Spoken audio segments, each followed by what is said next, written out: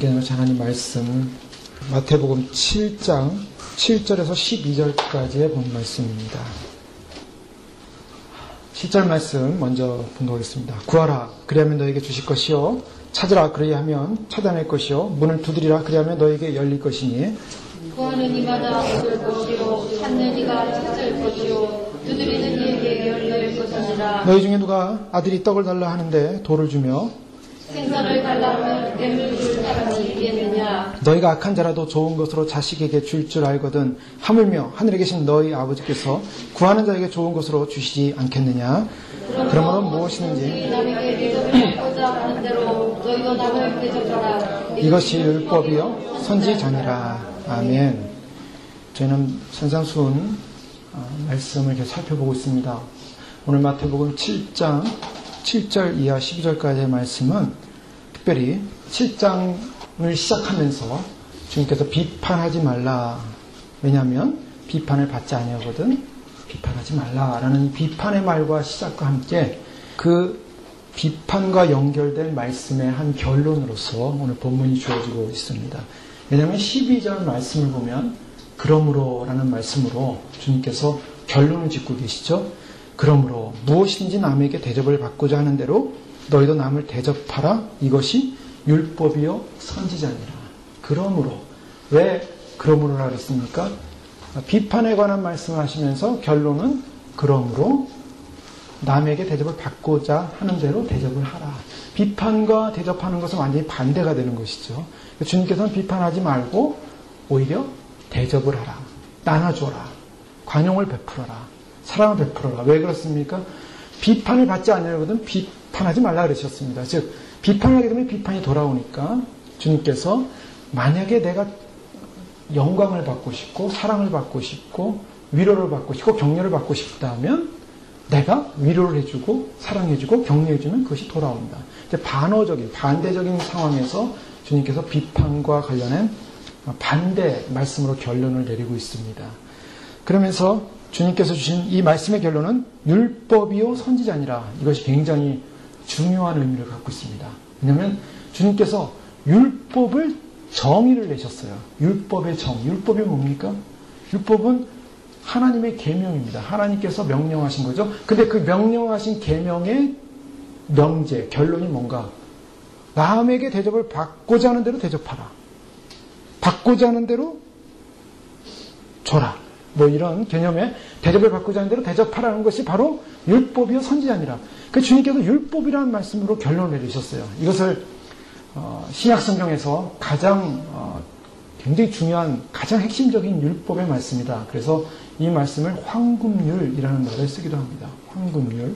그래서 많은 사람들이 마태복음 7장 12절 말씀 황금률로 알려져 있어요. 황금과 같은 가장 소중한 말씀이다. 이렇게 개념을 주고 있는데 이제 문제가 있습니다. 문제가 무엇입니까? 그러면 우리가 이 말씀대로 진정 이 황금률, 이 율법이라는 주님의 말씀을 완성하고 이루었는가? 이제 그것이 이제 중요한 질문이 될 수 있을 것 같습니다.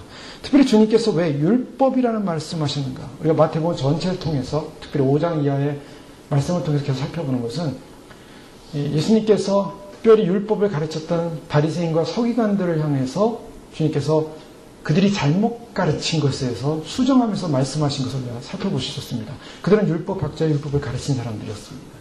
그들이 말하는 법과 주님이 말하는 말씀이 달랐습니다. 그 의미가 달랐습니다. 그래서 그들 바리새인과 서기관들의 의보다 더 의롭지 못하면 하나님 나라 들어갈 수 없다. 주님께서 그 정도로 그들이 가르친 의는 잘못되어 있고 그들의 의보다 더 다른 의, 다른 법을 행해야만 한다고 말씀하셨습니다. 오늘 이 말씀을 주신 이 율법이라는 이 개념 속에는 바리새인들이 가르친 잘못된 그런 율법의 개념을 따르지 말고 바로 예수님이 가르치시는 바로 이 율법의 개념을 따라야 된다라는 개념상으로 주님께서 특별히 율법의 문제를 이렇게 결론을 내리셨다라고 볼 수가 있습니다. 자, 바리새인들이 실수한 율법은 무엇이었습니까?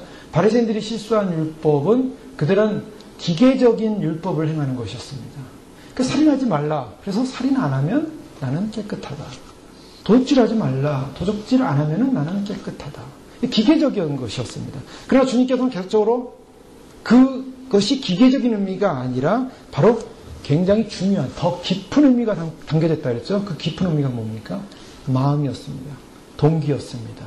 그래서 마음으로 이미 그와 같은 행위를 하지 않았다 할지라도 마음으로 그런 마음이 있었다면 그것이 죄를 범한 것이다. 주님께서 더 깊은 의미로 율법을 해석을 하셨습니다. 자, 그러면 율법은 뭔가? 율법이라는 것은 무엇입니까? 율법은 하나님을 표현하고 있는, 하나님의 거룩함을 표현하고 있는 하나의 방법이라고 할 수가 있습니다. 그래서 제가 구약의 율법을 읽다 보면 율법이 굉장히 까다롭고 어렵습니다. 그러나 무엇을 느낍니까? 하나님 앞에 나아가는 것이 또 하나님께서 인간들에게 요구하시는 수준이 굉장히 높다. 그 수준은 어느 정도 수준이냐면 인간이 다 할 수 없는 수준이었습니다. 그래서 사람들은 무슨 생각을 하냐면 율법은 다 이룰 수 없고 다 행할 수 없는, 정말 이룰 수 없고 우리가 할 수 없는 그런 어떠한 절망감을 느끼게 되는 거죠. 그 절망감을 느끼면서 율법을 어떻게 생각하냐면 율법을 싫어하기 시작했습니다. 어떻습니까? 율법이라고 하면 마음이 감동이 옵니까? 막 설렘이 옵니까? 아니면 마음에 부담이 오기 시작합니까? 저희가 율법하면 벌써 오는 것이 마음에 부담감이 오기 시작해요. 왜요? 율법을 다 이룰 수가 없기 때문에, 다 지킬 수가 없기 때문에. 그런데 그 율법이 표현하고자 하는 그 율법의 내용이 뭐냐는 거죠. 그 내용은 뭐냐면 율법을 행했냐 말았냐, 그것을 이루었냐 안 이루었냐가 율법이 아니라 하나님께서 그의 백성들에게 율법을 주신 이유가 뭔가? 그럼 하나님을 표현하는 것이었습니다. 하나님의 거룩한 뜻이에요. 우리를 향한 거룩한 뜻. 하나님께서, 아버지께서 거룩하니 너희도 거룩하라. 하나님이 우리를 향한 뜻이 뭡니까? 너희의 거룩이니라. 하나님이 우리에게 요구하시는 것은, 인간들에게, 사람들에게 요구하시는 것은 거룩함이에요. 아, 네가 굉장한 일을 해라. 굉장히 유명한 사람이 되라. 대단한 사람이 되라. 그래서 굉장한 존재가 돼서 세상을 흔드는 그런 존재가 되라가 아니라 하나님이 우리에게 요청하시는 요청이 있다면 뭡니까? 거룩함입니다. 하나님이 우리에게 관심을 갖는 것은 거룩함이에요. 그 거룩함을 위해서 율법을 주신 거예요. 왜요? 하나님 그분이 거룩하신 분이기 때문에. 근데 우리는 생내적으로, 체질적으로 거룩하지가 않아요. 죄인이기 때문에. 그게 문제라는 거예요. 그래서 체질적으로 거룩하지 않기 때문에 그 거룩한 하나님의 율법의 말씀을 대하면서 우리는 부담이 되는 겁니다. 힘든 거예요. 그래서 율법하면 무슨 생각을 하냐면 골치 아픈 거, 힘든 거, 그래서 피하고 싶어요. 그 피하고 싶은 것을 통해서 사람들이 가져온 게 뭡니까? 율법이 폐해지고 신약의 예수 그리스도를 통해서 율법의 자유함을 얻었다. 그러니까 믿음으로 그리스도 안에서 자유함을 얻으니까 율법은 이제 안 지켜도 된다. 율법하고 나하고 상관이 없다라고 해서 율법하고 절교를 하는 겁니다. 그게 잘못된 신학이었어요. 잘못된 가르침이었어요. 율법하고 절교가 아니라 율법을 더 강화시키면서 더 강력해졌습니다. 그래서 예전에는 율법이라는 것이 하나의 한 파트로 생각했다면 이제는 예수님을 믿고 나면 그 율법이 그리스도의 피와 그리스도의 사랑과 연합이 돼서 율법이 믹스가 돼가지고 우리 안에서 견고하게 붙어 있어야 돼요. 그 율법이 견고하게 붙어 있으면 말미암아 예수님 뭐라고 하셨습니까? 나는 율법을 폐하러 온 것이 아니라 율법을 완성하러 왔다. 그 예수 그리스도 안에 있는 사람들은 율법의 완성을 경험해야 한다는 것입니다. 율법의 완성의 수준으로 가야 한다는 거예요. 예전에는 율법을 통해서 완성이 안 됐어요. 왜냐하면 율법을 지킬 수가 없었기 때문에. 그런데 그리스도 안에 있는 사람은 율법 안에서 완성이 된다는 겁니다. 그러니 구약의 백성보다 수준이 다른 거예요. 구약의 백성들이 그 수많은 율법을 지키기 위해서 하는 모든 제사 행위와 모든 정결 행위와 모든 희생 행위가 그런 희생 행위로 이룰 수 없는 그 율법을 예수 그리스도 안에서 우리가 율법 안에 들어옴으로 말미암아 그 율법이 우리 안에서 이루어지는 사건. 주님께서 바로 그것을 원하셨어요. 그래서 그 율법을 이루라. 근데 그 율법이 뭐냐? 그 율법을 이루는 것이 오늘 누구든지 무엇인지 남에게 대접을 받고자 하는 대로 너희도 대접을 하라. 이 남에게 대접을 받고자 하는 대로 너에게 대접하라는 이 말 속에 표현된 이것이 율법이라고 하는 이유가 무엇입니까? 대접만 잘하면 율법을 다 이룬 거예요? 그럼 모든 율법 없어진 거예요? 여기서 담겨진 의미가 뭡니까? 비판이라는 말과 더불어서 주님께서 그러므로 하면서 반대적 의미로서 대접하라 그랬어요. 거기에 숨겨진 의미가 뭡니까? 거기에 숨겨진 의미는 사랑입니다. 그러니까 율법이 어떻게 완성되는가? 율법의 완성은 사랑이 있었어요. 예수님께서 오셔서 십자가에 못 박혀 돌아가셨다는 개념은 사랑입니다. 하나님의 사랑을 통해서 율법이 완성되더라는 거예요. 그래서 그 하나님의 사랑을 가진 자, 하나님의 사랑을 갖게 되고 그 사랑을 실천하게 되면 율법을 이룬다는 것입니다.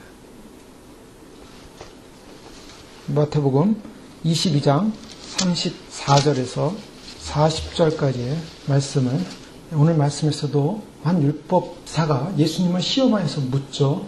바리새인과 사두개인들이 듣고 모여있는데 한 율법사가 묻습니다. 선생님, 율법 중에 어느 계명이 크니까? 그러니까 예수님께서 대답을 해주셨어요. 내 마음을 다하고 목숨을 다하고 뜻을 다하여 주 너희 하나님을 사랑하라. 이게 첫째 계명이요. 둘째도 그와 같으니 내 이웃을 내 자신같이 사랑하라. 그 다음에 뭐라 말씀하셨습니까? 이 두 계명이 온 율법과 선지자의 강령입니다. 주님께서 율법과 선지자라는 말씀을 통해서 정의를 내리셨죠. 오늘 본문 7장 12절의 말씀에 율법과 선지자라는 이 말씀에 너희가 대접을 받고자 하는 대로 남을 대접하라. 거기는 뭐가 전제되어 있습니까? 이 말씀과 함께 이렇게 비교를 하면 율법과 선지자, 즉 하나님을 먼저 사랑하는 것이죠. 하나님을 마음을 다하고 뜻을 다하고 목숨을 다하여 사랑하라. 이거 첫째 계명이에요. 그 다음에는 그 사랑을 가지고 내 이웃을 내 자신같이 사랑하라. 자, 순서가 있습니다. 어떤 순서요? 절대적인 첫 번째 순서는 하나님을 사랑해야 돼요. 우리는 여기서 한 가지 분명히 알 수 있는 것은 율법을 이루는 그 시작점이 어디 있는가? 하나님을 사랑하는데 그 시작점이 있다라는 것을 분명히 알 수가 있습니다. 그럼 율법은 뭔가? 율법이 하나님을 사랑하는 거예요. 하나님 사랑하는 게 율법이라 그랬어요.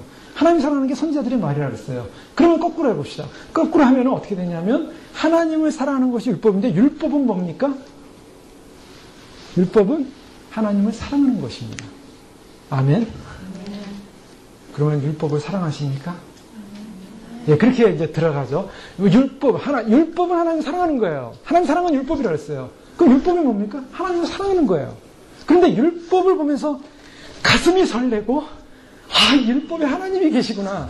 하나님이 여기 계셨구나. 하나님, 내가 주님을 사랑합니다. 주님 만나고 싶습니다. 주님 뜻대로 살고 싶습니다. 나는 율법을 너무 사랑하고 율법이 너무 기쁘고 그렇습니까? 이게 이제 문제인 거예요. 이 말씀을 다 알고 계세요. 하나님을 사랑하는 것, 그것이 율법이다. 그런데 율법을 보면은 사랑하는 마음이 안 생겨요. 그렇다면 아직 하나님 안 사랑하시는 거죠. 내가 하나님 말씀을 보는데 이 말씀 속에 여기 하나님이 계셨군요. 하나님. 그래서 이 말씀이 너무나 기쁘고 말씀 속에서 이 말씀을 이루고자 하는 것이 너무 행복하고 말씀대로 사는 것이 너무 기쁘다면 그게 하나님 사랑하는 거예요. 그런데 말씀을 보면서 우리는 뭐가 문제가 있습니까? 말씀이 부담스럽기 시작해요. 말씀이 이렇게 무거워요. 말씀이 힘들어요.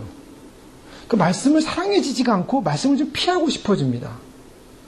근데 말씀을 보면서 또 죄라는 문제가 이렇게 드러나기 시작하고 그 죄라는 문제가 우리의 심장을, 우리의 자아를 찌르기 시작할 때 우리는 어떻습니까? 말씀은 너무나 부담스럽고 힘들고 어려운 것이라고 해서 말씀을 멀리하기 시작해요. 자, 이 문제. 하나님을 사랑한다고 했는데 실제로 말씀 속에 들어가니까 말씀 앞에서 우리의 태도가 어떻습니까? 그 말씀을 거절하더라는 거예요. 거절하고 싶은 마음이 생기더라는 거예요. 그 거절하고 싶은 마음, 그것은 무엇인가? 율법을 사랑하지 않는다는 것입니다. 자, 율법을 사랑하지 않으면 더 센 용어로 뭐라고 하겠습니까? 율법을 미워한다고 할 수가 있어요. 미워하는 거, 사랑하는 거 물론 차이가 있겠지만 주님께서는 로마서 8장 7절에 이미 살펴봤지만 육신의 생각은 하나님과 원수가 된다 그랬습니다.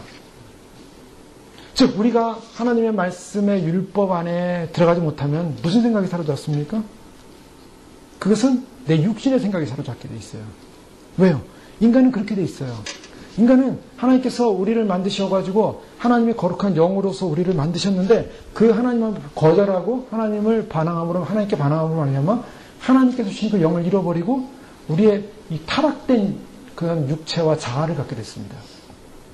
그 타락된 육체와 자아는 계속적으로 우리 안에서 무엇을 일으키냐면 하나님을 거절하기 시작하는 거예요. 하나님을 대항합니다. 그래서 세상 사람들, 예수님을 안 믿는 사람들, 그냥 육적인 사람들, 그 사람들의 특징이 뭡니까? 그 사람들의 특징은 하나님을 안 믿기 때문에 하나님을 거절해요.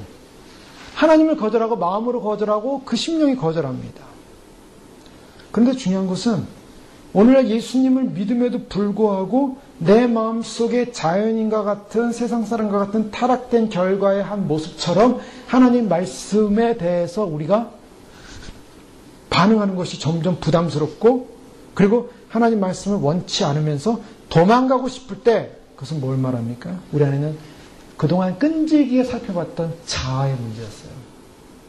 그래서 마태복음 7장에 계속적으로 지난 시간 살펴봤던 것이 거룩한 것을 개에게 주지 말고 진주를 돼지에게 던지지 말라. 그래서 개와 돼지가 누구라 그랬냐면은 바로 외식하는 자들이라 그랬습니다.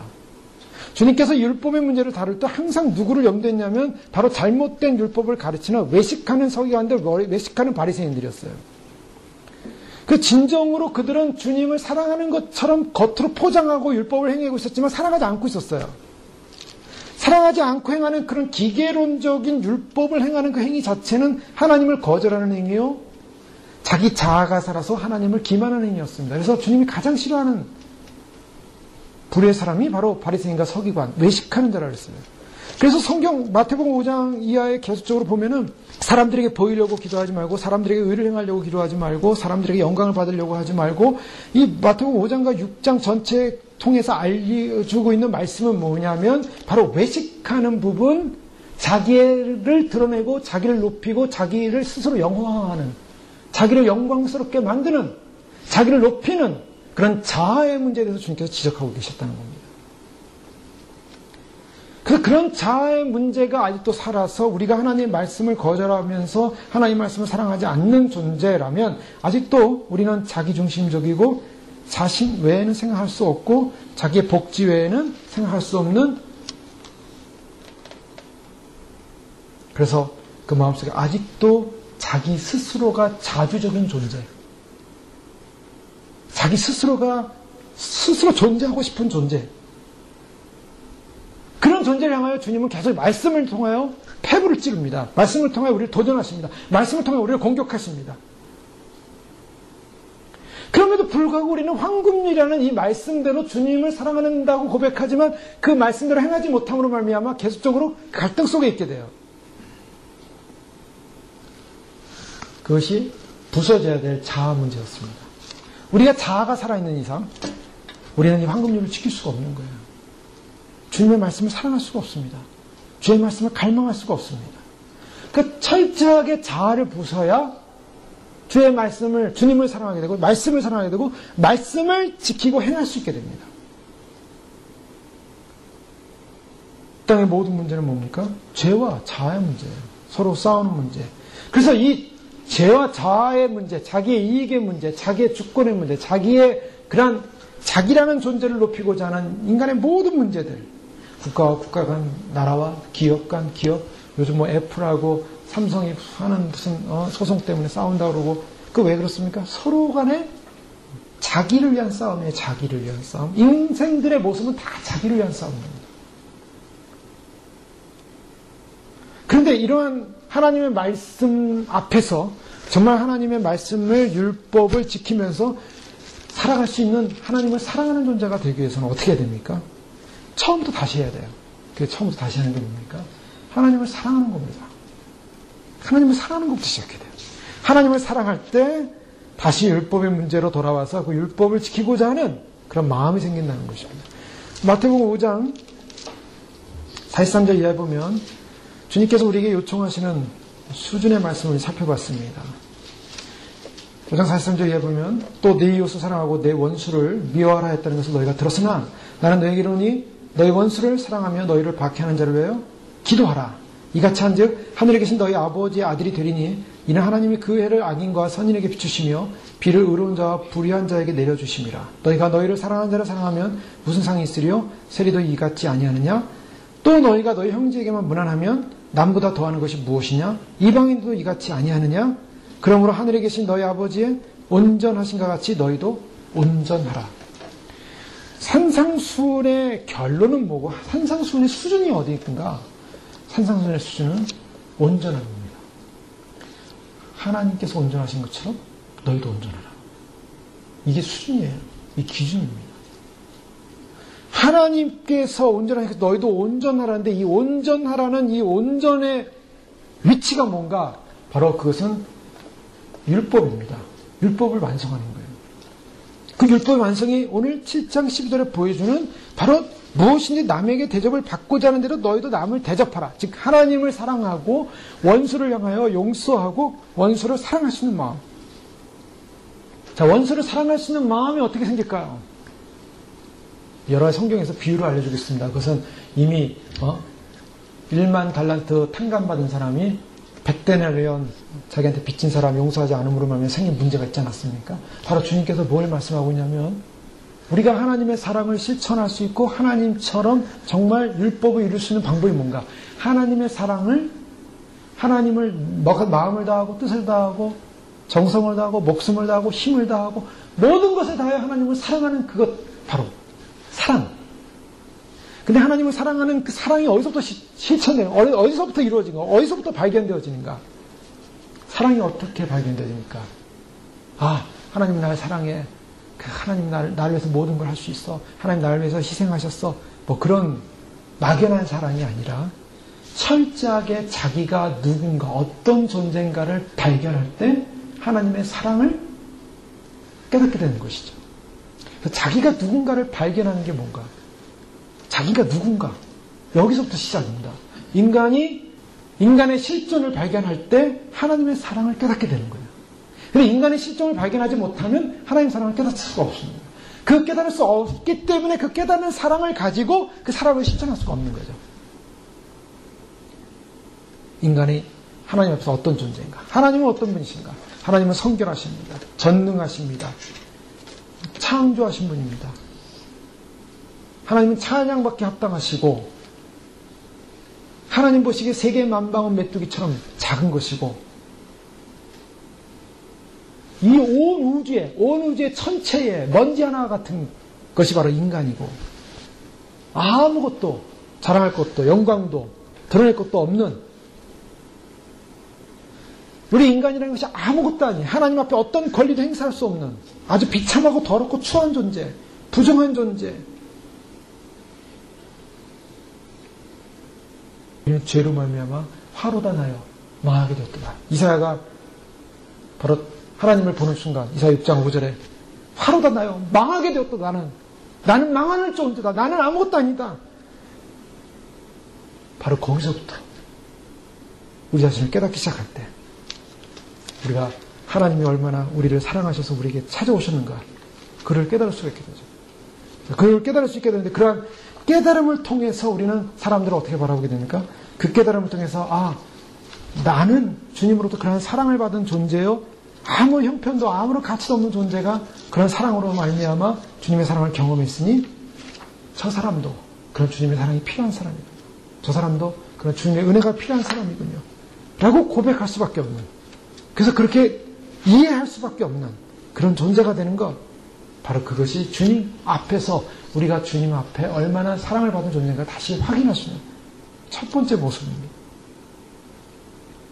로마서 7장 말씀 보시면 우리의 존재가 더욱 어때야 될 것인가를 보여주고 있습니다. 로마서 7장 14절부터 24절까지 누가 좀 읽어주십시오.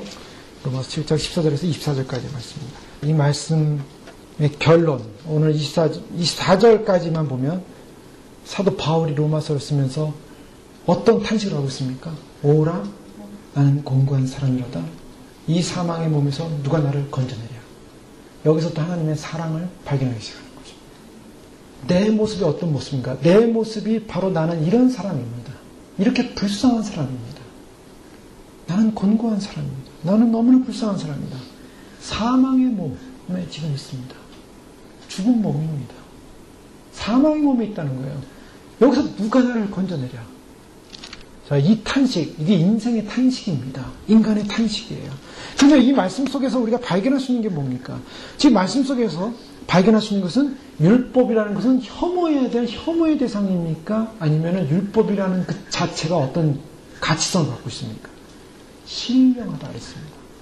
율법은 신령합니다.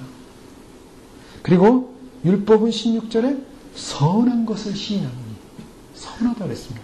누구의 성품입니까? 자, 신령하다는 것, 이건 누구에게 해당됩니까?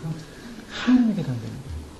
또 선하다는 것, 누구에게 해당됩니까? 선한 이는 한 분밖에 없습니다. 예수님 그러셨어요. 선한 분은 한 분밖에 없습니다. 바로 하나님을 말씀합니다. 자, 율법이라는 것, 이 율법이 주어졌다는 것은 하나님이 주어진 겁니다. 하나님의 성품, 하나님의 의, 하나님의 선, 하나님의 영, 하나님의 거룩함. 바울은 그걸 알고 있었어요. 율법을 보면서 그가 알 수 있는 것은 그 하나님의 거룩함 앞에 자기의 뭘 봅니까?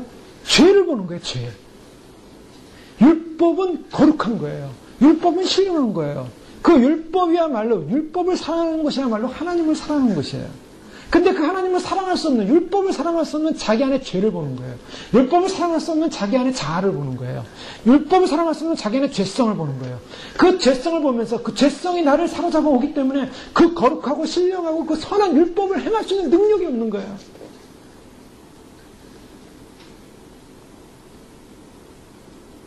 그래서 20절 말씀은 만일 내가 원하지 아니하는 그것을 하면 이를 행하는 자는 내가 아니요 내 속에 거하는 죄니라. 21절에 그러므로 내가 한 법을 깨달았으니 곧 선을 행하기 원하는 나에게 악이 함께 있는 것이라. 악이 있답니다. 죄가 있습니다. 악이 있습니다. 이것이 바로 우리의 인간의 현 존재라는 겁니다. 그걸 인식할 수 있어야 돼요. 바울이 그의 생애와 삶 속에서 자기의 본질을 봤어요.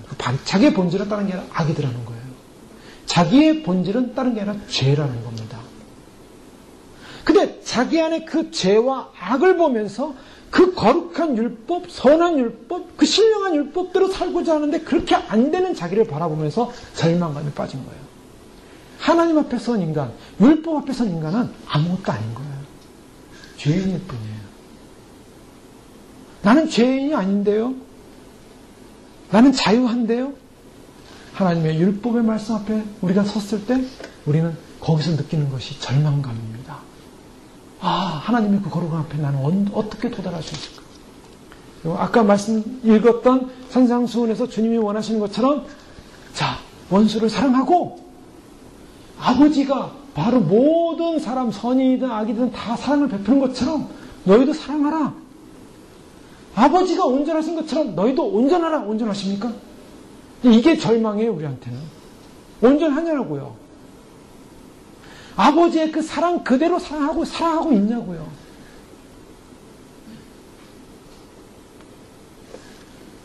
바울은 그 안에, 내 속에 그 죄와 그 절망감, 그 하나님께서 온전하라, 예수님께서도 온전하라 그랬어요.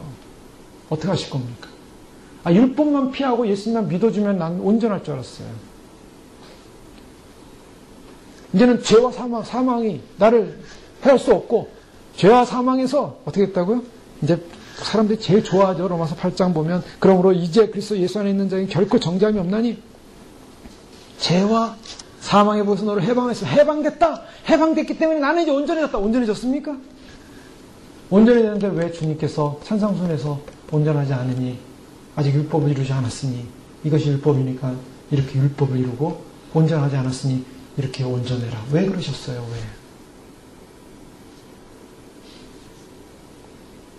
죄의 법 아래로 자기를 사로잡아오는 내 안에 있는 그 죄의 모습, 절망의 모습, 죄 아래 팔린 자기의 모습, 이 모습을 보면서 이 바울은 지옥의 가장 밑바닥에서 절규하는 것입니다.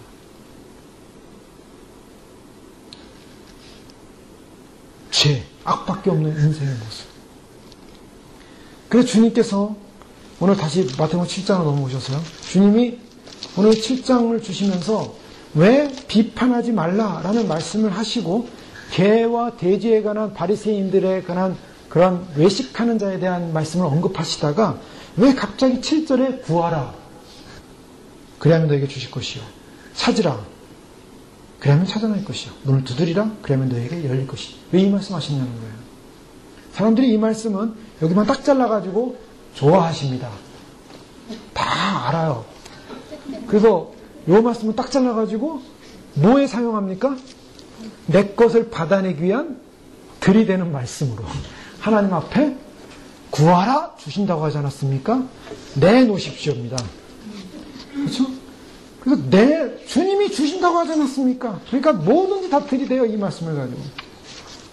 근데 이 말씀이 왜 나왔는지를 잘 문맥적으로 보게 되면 이 말씀에 주님께서 구하라고 하신 말씀의 의미를 우리는 다르게 볼 수밖에 없습니다. 감이 오시죠, 이제. 이 말씀만 따로 놓고 보면은, 이 말씀 얼마나 확신 있는 말씀이고, 얼마나 좋은 말씀인가. 주님은 다 들어오신다고 하지 않았습니까? 주님은 그냥 구하는 자에게 다 주시고, 찾는 자에게 주시고, 두드리는 자에게, 그러니까 무조건 가서 구하는 거예요. 내가 원하는 거 다 구하는 겁니다. 찾는 겁니다. 두드리는 것입니다. 그런 개념이 아니죠, 절대로. 성경은 자동 응답기가 아닙니다. 자판기가 아니에요. 그냥 두들기면은 그냥 내가 원하는 거 떨어지는 그런 게 아니죠. 주님이 여기서 말씀하신 거는 변화를 구하라는 것입니다. 변화를 구하라. 이게 절망이라는 거예요. 인간의 절망은 뭐냐면 자기 안에 있는 악과 죄를 보면서 도저히 희망이 안 생겨요. 율법을 보면서 인간은 희망이 안 생겨요. 희망이 안 생겨요. 그 희망이 안 생기는 여기서 절망할 것인가? 주님이 그렇지 않고 열쇠를 주는 거예요. 해결의 열쇠. 이 산상수훈의 말씀을 율법과 선지자를 이룰 수 있는 약속의 열쇠를 주셨어요. 방법을 주셨다는 거예요. 그 방법의 툴이 그 열쇠가 뭐냐? 기도라는 것입니다. 구하라는 것입니다. 왜? 우리 스스로 안 되니까. 이게 굉장히 중요해요. 그래서 기도가 중요한 겁니다. 기도를 할 때 구하라 그랬으니까 주님 물줄 주시옵소서, 주님 건강 주시옵소서, 주님 이거 주시옵소서, 이런 기도 내용을 가지고 기도하라는 내용이 아니라 이 문맥상에서 바로 죄와 사망으로 그 악으로 절망 가운데 율법을 이룰 수 없고 율법의 정죄를 받을 수밖에 없는, 온전해질 수 없는 그 모습을 보았다면, 도저히 사랑할 수 없는 자신의 모습을 봤다면 주님을 사랑하지도 않고 율법을 사랑하지도 않고 더 나아가서 남을 비판할 수밖에 없고 정죄할 수밖에 없고 내가 심판장이 될 수밖에 없고 내가 자아의 주인이 돼서 사람들을 공격할 수밖에 없고 결국 마귀의 앞잡이 노릇할 수밖에 없는 그런 존재라는 것을 발견했다면 그 자아를 뿌리치고 자아를 없애는 그런 능력이 내 안에 없다는 걸 발견했다면 구하라는 것입니다. 발견한 사람만이 구할 수 있는 거예요. 내가 절망이라는 것을 고백할 수밖에 없는 사람이 구할 수 있는 것입니다. 기도는 그거예요. 기도는 나의 의를 가지고 주님 내가 의롭지 않습니까? 그러니까 주님 앞에 내가 딜을 하겠습니다. 주님이 이것을 해주시면 나는 이렇게 하겠습니다. 라고 하는 게 기도가 아니에요.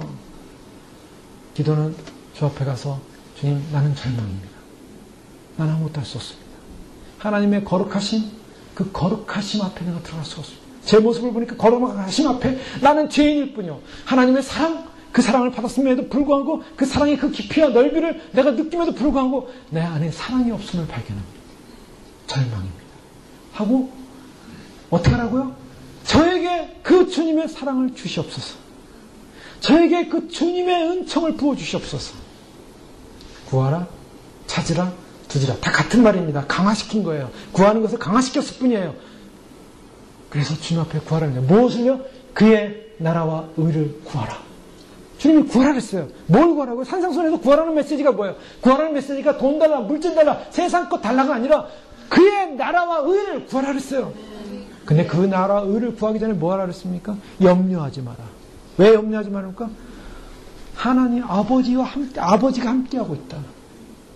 세상 사람들에게 인정받으려고 하자. 세상을 두려워하지 마라. 세상을 두려워하지 말고 세상의 가치관 때문에 나를 드러내고자, 나를 사람들에게 나타내고자 하는 것 때문에 세상을 두려워하지 말고 그것을 버리고 오직 하나님 아버지 앞에서만이 존재하는 존재이기 때문에 하나님 아버지 앞에서만을 마음으로 심령으로 그렇게 행동하라.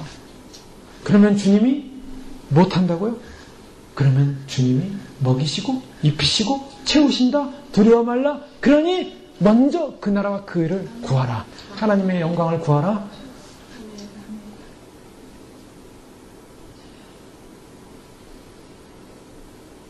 주님께서 구하라고 하시는 것은 우리의 성품과 우리의 존재가 변화될 것을 구하라는 것입니다.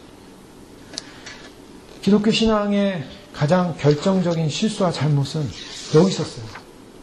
왜냐하면 우리는 예수님 믿고 나서 사람들이 무슨 생각을 하기 시작했냐면 무엇인가 대단한 일과 행동과 행위를 통해서 내가 신앙이 좋은 사람인 걸 증명해 놓고 싶었던 거죠. 내가 굉장한 사람이다. 내가 대단한 믿음을 가진 사람이다. 그래서 열심을 내서 섬기고 열심을 내서 봉사하고 열심을 내서 선교하고 열심을 내서 뭐 행위를 했으면 사람들이 신앙이 좋구나. 근데 주님은 그 행위의 결과를 가지고 신앙이 좋다 나쁘다 평가하지 않습니다. 얼마나 거룩해졌느냐.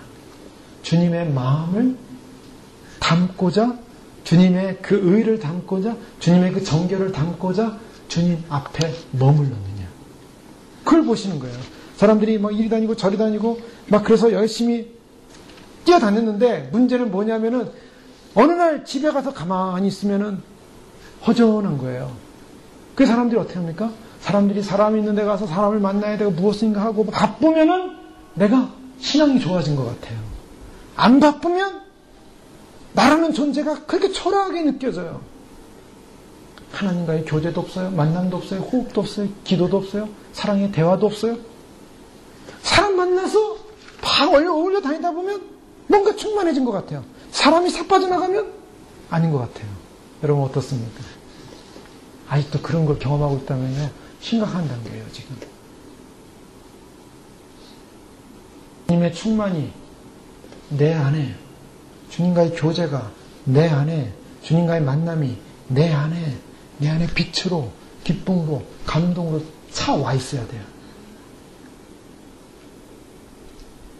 그게 없으면요, 어디든지 헤매게 돼 있어요. 이 허전함을 채우기 위해서 어디로 다닐 겁니까? 신비한 게 있다더라. 뭐가 나타났다더라. 뭐가 있다더라 하면 거기에 가서 이렇게 거기서 뭔가 떨어지기를 기다리고 있는 거예요.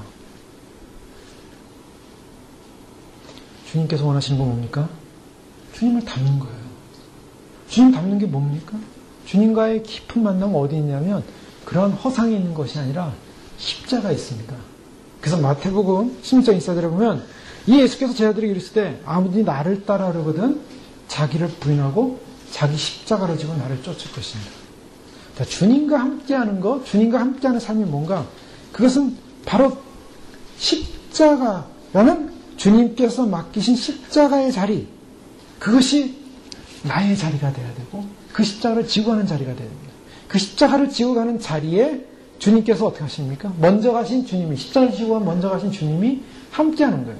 우리가 주님과 영적인 믿음의 자리 가운데 들어갈 때 나에게 맡겨진 십자가가 뭔가? 네? 나에게 맡겨진 십자가가 뭔가? 어떤 사람은 그 십자가를 굉장히 대단한 걸 생각할 수 있어요.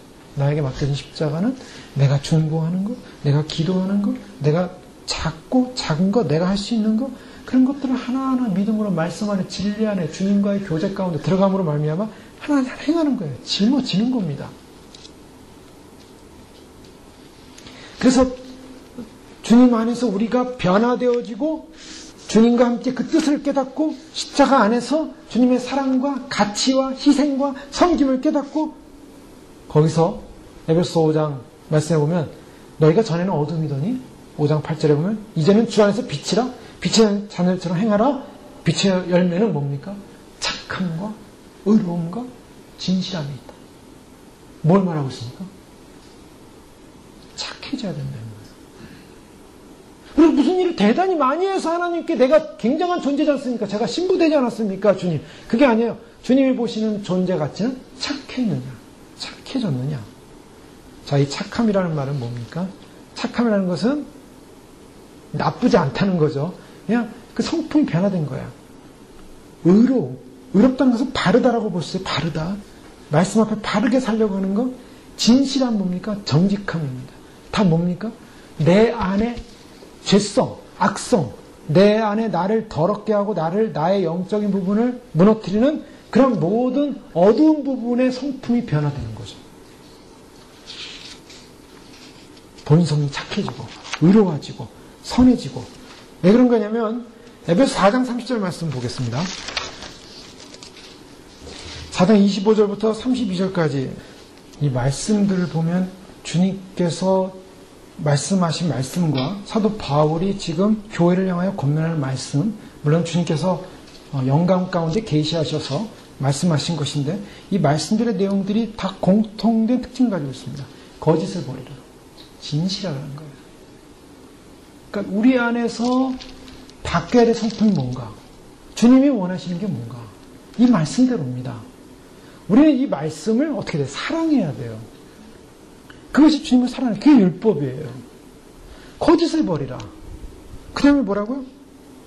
참된 것을 말하라. 정직하라는 것입니다. 요한계시록 말씀을 보고 마지막 때 예루살렘 성에 못 들어가고 천국에 못 들어갈 사람은 어떤 사람들, 많은 사람들이 부르가 있어요. 뭐 음행하는 자, 뭐 우상 숭배하는 자, 뭐 그 가운데 또 누가 있습니까? 술객들과 또 개들과 또 누가 있습니까? 거짓말하는 자들과. 주님께서 거짓말하지 말라. 주님은 참되신 분이에요. 사단은 거짓의 영입니다. 속이는 영이에요. 미혹의 영이에요.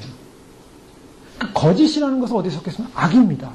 그러니까 우리가 변화된다는 것은 어떻게 변화되냐면 우리 안에 거짓이 없어야 되는 단계로 변화되어야 되는 거예요. 그래서 여기서 뭐냐면 거짓을 버리고 이웃과 더불어 참된 것을 말하라. 서로 지체가 됨이라. 분을 내어도 죄를. 이 분, 화, 이것도 다 뭐예요? 이것도 악에 속한 거죠. 분을 낸다. 화를 낸다. 내가 예전에 한번 말씀드렸지만 분을 한번 내면요. 이 심령 안에 수리탄이 터진 것처럼요. 분을 확 내면은 이 안에 악이 확 퍼져버리는 거예요. 악이 터져버리는 거예요. 그 악이 터져가지고 어떻게 합니까? 파편으로 다 붙어 있는 거예요. 그 악을 제거해야 됩니다. 제거해야 되는데 하나씩 핀셋을 뽑아야 돼요. 자, 악이 수리탄처럼 터져가지고 심령 가운데, 마음 가운데, 영혼 가운데 파편이 돼서 다 붙어 있는 걸 하나씩 뺀다고 생각해 보세요. 얼마나 힘들고 어려운 작업이겠어요. 얼마나 고통스러운 작업이겠어요. 근데 그 상흔이 남아있어요. 영계에서는 그렇게 표현하고 있어요. 분을 낸다는 거, 화를 낸다는 거, 성을 낸다는 거. 그렇게 하지 마라. 마귀에게 틈을 주지 마라. 도둑질하지 마라. 더러운 말 하지 마라. 그 다음에 성령을 근심하게 하지 마라. 구원에니까 인치심을 받았다. 그러면서 31절에 너희는 모든 악독과 노함과 분냄과 떠드는 것과 비방하는 것을 모든 악의와 함께 버리고 그 다음에 어떻게 하라고요? 그걸 버리고 친절하게 불쌍히 여기며 서로 용서하기를 그리스도 안에서 너희를 용서하신과 같이 하라. 주님이 우리에게 요청하시는 요청의 단계, 수준이 바로 이런 수준을 요청하고 있어요. 자, 주님이 지금 구하라 그러십니다. 구하라. 왜요? 율법을 완성하기 위해서. 지금 그러므로라는 12절 말씀이 그러므로 이것이 율법이고 선지자라고 할 때는 우리가 그 그러므로 앞에 그런 모든 하나님께서 말씀하시는 율법적 단계 수준에 이르지 못했기 때문에 주님께서 말씀하시는 열쇠는 이 방법은 구하는 방법밖에 없다.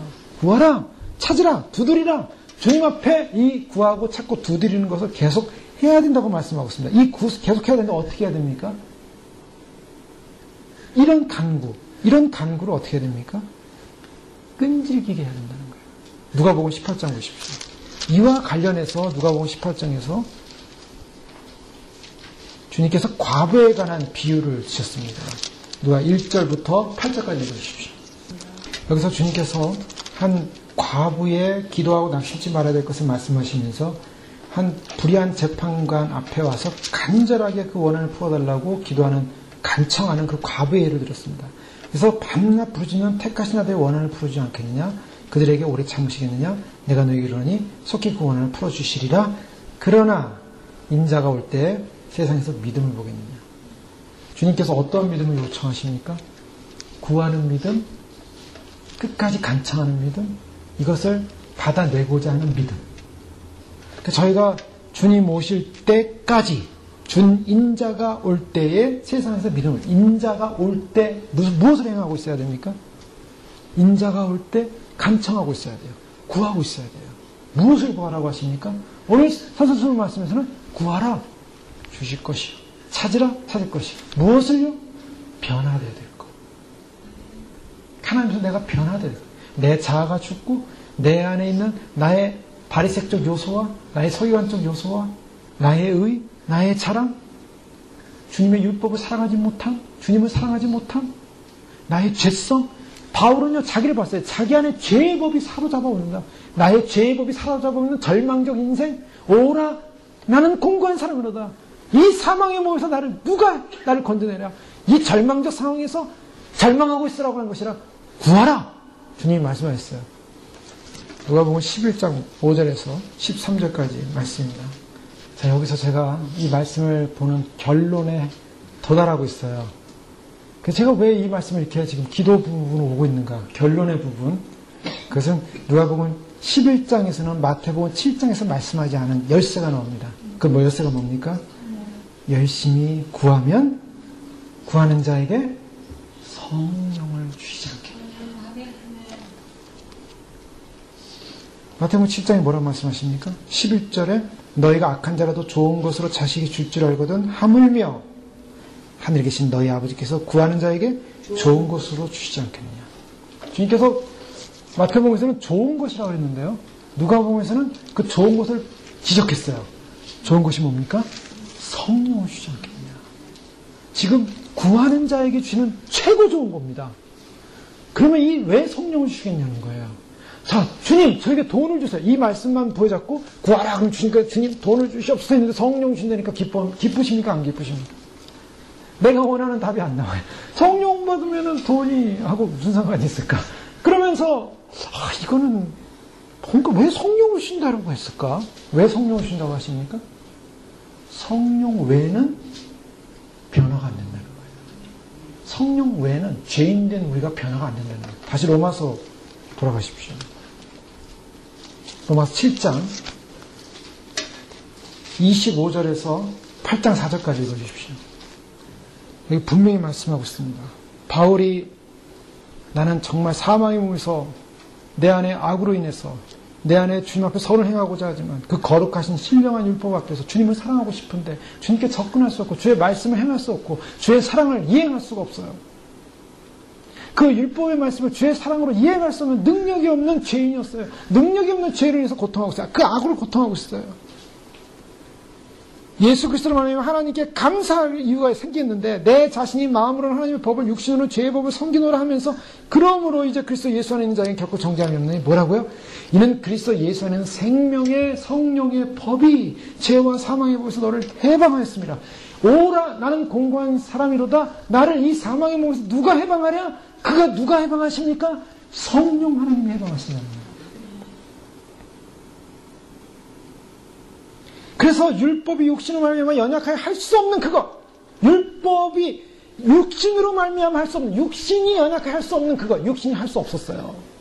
사랑을 할 수가 없고 용서를 할 수가 없고 남을 대접할 수가 없고 주님 앞에 온전하는데 온전할 수가 없고 비판하지 말라는데 그걸 안 할 수 없고 죄를 짓지 말는데 죄를 짓게 되고 도대체 주님께서 말씀하시는 그 말씀의 법을 이룰 수가 없는, 그런데 그것을 하나님은 하시나니 죄로 말미암아 자기 아들을 죄 있는 육신의 모양으로 보내 육신의 죄를 정하사 육신을 따르지 않고 그 영을 따라 그 성령을 따라 행하는 우리에게 율법의 요구가 이루어지게 하려 하십니다. 주님께서 마태복음 7장에 우리에게 구하라고 하십니다. 찾으라고 하십니다.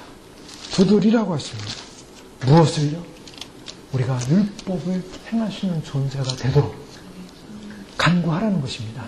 간구하는데 그 간구하는 자에게 아버지가 제일 좋은 걸 주신다고 했어요. 제일 좋은 것이 무엇이냐면 바로 성령 하나님이십니다. 성령 하나님이 내 안에 나를 다스리고 내가 그 성령 하나님을 받게 되면 어떻게 됩니까? 그 성령 하나님이 내 안에서 역사하시고 그럼 나는 가만히 있으면 모든 것이 다 행해지냐? 아니요. 그 성령 하나님을 따라 행하게 하십니다. 성령 하나님이 나의 죄를 누르시고 나의 자아를 누르시고 자아를 없애시고 자아를 부서뜨리고 나의 죄성을 통치하시고 내가 성령님을 따라 성령의 도우심을 따라 성령의 인도를 따라 행할 때 그것이 가능하다. 길을 열어주셨습니다. 그러므로 무엇이니 남에게 대접을 받고자 하는 대로 너희도 남을 대접하라. 어떤 사람에게요? 성령의 통치를 받는 사람이 가능하다는 것입니다. 그러니까 나는 죽고 내 안에 누가 살았다고요? 그리스도가 사신 것이라.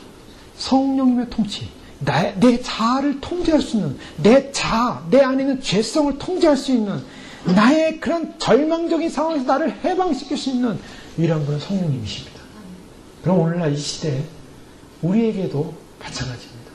성령 하나님, 그분이 우리에게 필요해요. 그런데 이건 한 가지 아셔야 돼요.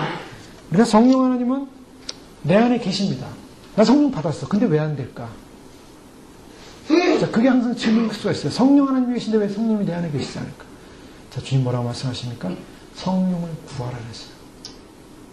계속적으로 구하셔야 돼요. 무슨 의미가 담고 있냐면 성령님이 오셨어요. 지금 이거 제자들에게 하신 말씀이고 크리스찬들에게 주는 말씀이에요. 성령님이 계세요. 성령님이 계신 그 사람이 하나님 말씀대로 사는데 제대로 살지를 못해요. 그래서 구하라는 것입니다. 어떻게 구하라고요? 끈질기게, 강청함으로 주님 앞에 주님 오실 때까지 구하라는 거예요. 성령의 은혜와 성령의 능력은 계속적으로 우리 안에서 주님께서 성령을 부어주시도록. 성령은 오십니다. 이게 좀 어려운 용어인데요. 성령님은 오세요. 성령님은 내 안에 계세요. 근데 성령님은 또 오세요. 이게 성령님의 역사입니다. 성령님은 내 안에 계시지만, 내 안에 함께하고 계시지만 성령님 오세요. 그럼 내 안에 계신 분과 오시는 성령님은 어떻습니까? 다른 분이에요. 그런데 한 성령이에요. 삼위일체 생각을 하시면 삼위일체는 다른 하나님이세요. 근데 한 분이세요. 성령님은 내 안에 계세요. 근데 그 성령님은 또 오세요. 성령을 간구하라 그래요. 성령 충만을 간구하라 그러죠. 그러니까 성령 충만, 내가 성령님이 내 안에서 막 이렇게 부풀어 오르시는 겁니까? 성령님이 파워풀하게 부풀어 오르시는 거예요? 이게 어려운 부분이에요. 그래서 성령 세례냐, 성령 충만이냐, 뭐 여러 가지 얘기가 있어요. 성령 세례를 받았다 할지라도 성령님을 계속 간구하셔야 됩니다. 세례를 받았으면 되는데 뭐 성령을 간구를 해요. 성령 세례 받았다 할지라도 성령님을 간구하셔야 돼요. 그러면 성령님은 우리 안에 오시는 거예요. 부으소서, 임하소서, 임하소서. 우리가 성령의 기름을 임해달라고 찬양했잖아요. 그 성령의 기름을 왜 임해달라고 찬양합니까? 성령님이 임하시는 거예요. 그 성령님이 임하시는데요. 그동안 우리를 구원하게 하시고, 우리를 깨닫게 하시고, 우리가 주님을 믿게 하는 성령님이 계세요. 근데 성령님은 또 우리에게 어디로 인도하냐면, 그 성령님은 알파 오메가 되셔서, 예수님은 알파시고 오메가십니다. 알파이신 예수님이 계시고, 오메가이신 예수님이 계세요. 근데 예수님은 한 분이에요. 알파 오메가가 하나예요. 이해가 되십니까? 성령님이 내 안에 계시면 성령님이 오시는 분이에요, 또. 그래서 그 성령님을 초청하고, 성령님을 기대하고, 성령님을 사모해야 돼요. 내 안에 계신데 왜 성령님을 사모합니까? 내 안에 성령님만 바라보고 있으면 되지? 아니에요. 성령님이 내 안에 계셔서 나를 보호하시고, 나를 악한 영으로부터 나의 자아를 통제하시고, 말씀하시고, 성령님께서 내 안에 계시지만, 그 내 안에 계신 성령님과 더불어서 성령님을 간구할 때, 성령님은 또 오세요. 이게 무슨 소린가, 그냥 그 성령님은 한 분이시라고 통치적으로 생각하시면 돼요. 한 분이시다. 그 성령님은 한 분이시다. 성령님은 한 영이시니, 그래서 각 교회 성령님이 다 다르세요. 다 성령님이 다르시지 않습니까? 지금 각자가 성령님이 다 계세요. 인정하십니까? 근데 그 성령님은 한 영이세요. 한 영이세요. 예수님께서 요한계시록에 보면 7영이라 영이 7개예요. 근데 예수님께서 성령을 보내실 때 그 성령님은 7개 영이 교회를 통치하고 다스리는 영들이에요. 상징적 대표입니다. 그 대표인 7명이 각 교회에 그 성령님이 임하시는데 각자에게 성령님이 임하시는 거예요. 예수님을 믿으면 각자 머리 위에 성령님이 임하세요. 오순절날 기도했을 때 각자 머리 위에 성령이 불처럼 임하고 있지 않았습니까? 성령님이 각자 오신 거예요. 성령님이 여럿이라는 거예요. 쉽게 얘기하면. 성령님이 한 분이 아니죠. 이 말씀은 좀, 성령님이 한 분이시지만 그 성령님은 또 여러 분이세요. 아멘. 그 성령님이 여러 분이 각자 임하고 있는 거예요. 근데 그 성령님은 내 안에 계시지만 또 오신다니까요. 이게 삼위일체를 말로 해서 참 표현하기 어렵듯이 성령의 은혜와 성령의 경험을 그렇게 말로 표현하기 좀 어렵지만 우리 각자 느끼시는 거예요.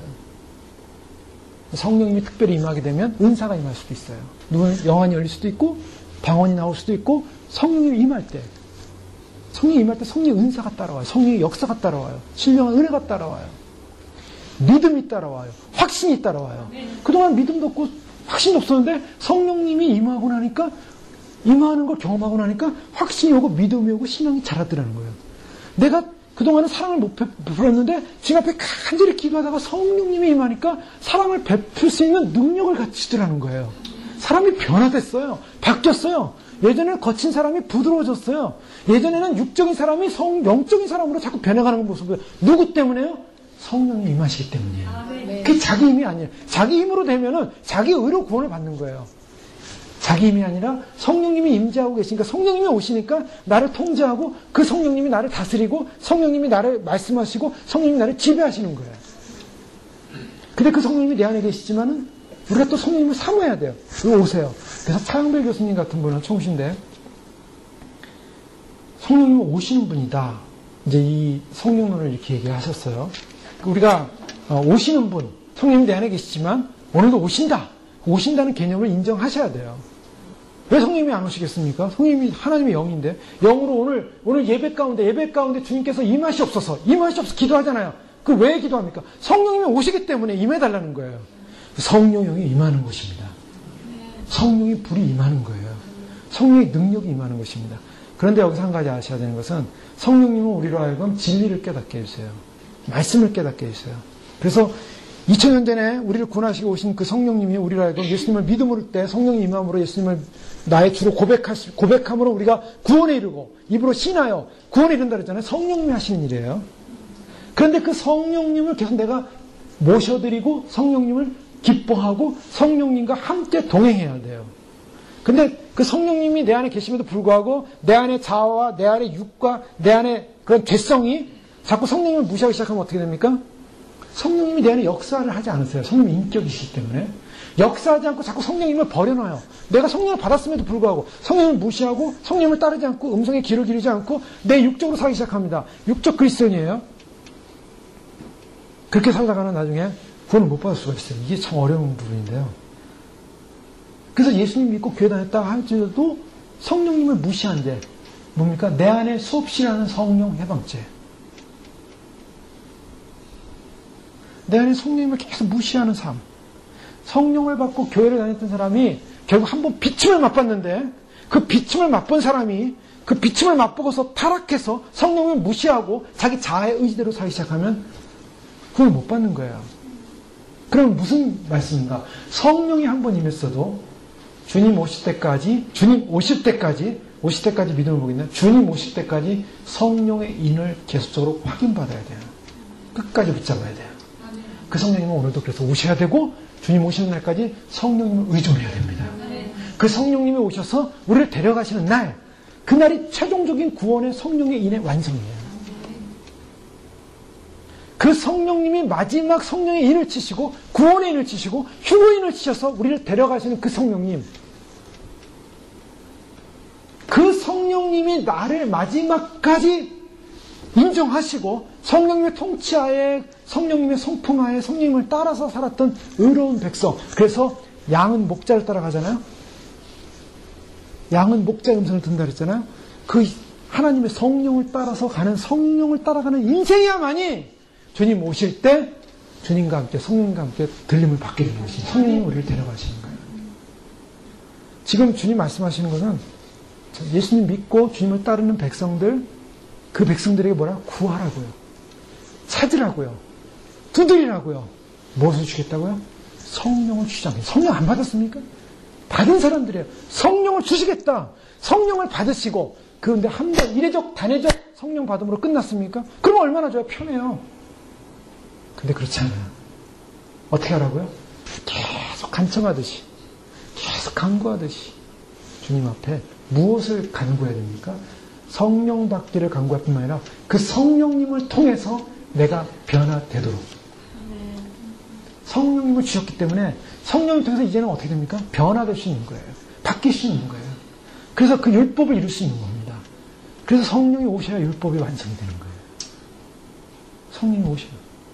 성령님을 통해서 내가 율법을 이룰 수 있는 존재, 율법을 행할 수 있는 존재, 그 성령님이 내 안에 있어야, 성령님이 오셔야 내가 말씀이 기뻐지고 감사가 일어나고, 성령님이 오셔야 내가 찬양이 일어나고, 성령님이 오셔야 내가 춤이 추어지고, 성령님이 오셔야 내가 주님을 기뻐하게 되고.